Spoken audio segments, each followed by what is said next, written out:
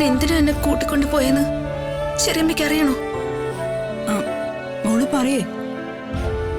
മോള് പറയാതെ ഞാൻ എങ്ങനെ അറിയും? പറയും മോളെ.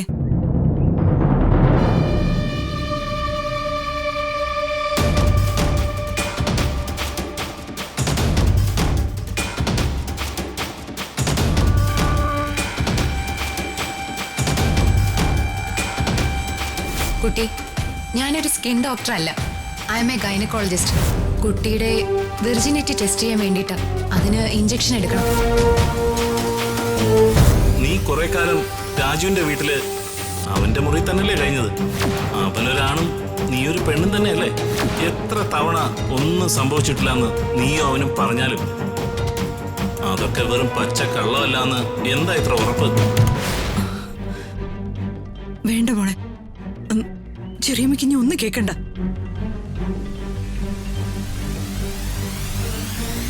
അവന്റെ ഒരു ബോഡി ലാംഗ്വേജ് കണ്ടാലേ അറിയാം അവനൊരു ഫ്രോഡാണെന്ന്. അല്ല, ഈ പ്രതാപേട്ടനത് എന്തു പറ്റി? ഈ ഇലക്ഷൻ തിരക്കിനിടയ്ക്ക് ഒരു കോമൺ സെൻസ് പോലും ഇല്ലാതായോ? മകളെ കെട്ടിച്ചു കൊടുക്കാൻ കണ്ടെത്തിയ ചെറുപ്പക്കാരൻ. ബെസ്റ്റ് പ്രപ്പോസൽ തന്നെ.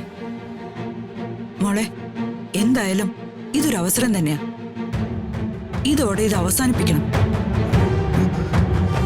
അവൻ ഇനി മേലെ മോളെ തിരക്കി ഇങ്ങോട്ട് വരരുത്. അച്ഛൻ വരുമ്പോ മോൾ അച്ഛനോട് നടന്നതൊക്കെ തുറന്നു പറയണം. എന്താ മോളെ? പക്ഷേ ചെറിയമ്മ, മോള് പറയേ. രാജു പറഞ്ഞത് അച്ഛനോട് ഈ കാര്യം ഇപ്പൊ പറയണ്ടെന്നാ. പിന്നെ എപ്പോ പറയാനാ മോളെ? അതിനൊരു അവസരം വരും, അപ്പൊ പറയാന്ന്. ഇതല്ലേ നല്ല അവസരം. അവനങ്ങനെ ചിന്തിച്ചതിലും തെറ്റില്ലല്ലോ. ഞാനും രാജു കല്യാണം കഴിച്ചവരെ പോലെ ജീവിച്ചതല്ലേ? അതൊക്കെ ഓർക്കുമ്പോ അച്ഛന് വിഷമാവൂന്ന് രാജു പറയുന്ന.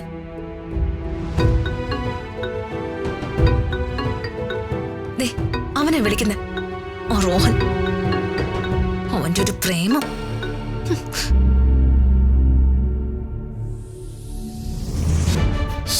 അവള് കോള് കട്ട് ചെയ്തല്ലോ.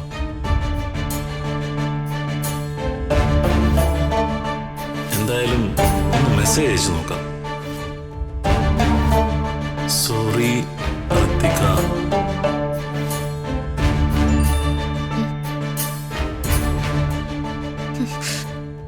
സോറി.